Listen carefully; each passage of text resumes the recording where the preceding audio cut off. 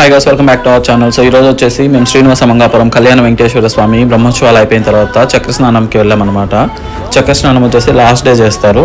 So ఇంక నేను మా అమ్మ ఇద్దరం కలిసి చక్ర స్నానానికి వెళ్ళేసి వచ్చేసాము. అయితే ఇంకా లోపల డెకరేషన్ చూడండి ఎంత బాగుందో. ఎట్లా బ్రహ్మోత్సవాలకు డెకరేషన్స్ చేస్తారు కదా, లాస్ట్ డే ఇవాళ చాలా బాగా డెకరేషన్ చేశారనమాట. అండ్ ఇక్కడ వచ్చిన ధ్వజస్తంభం దగ్గర అందరూ కర్పూరాలు వెలిగించేసి దీపాలు పెట్టుకొని దర్శనం చేసుకుంటారు.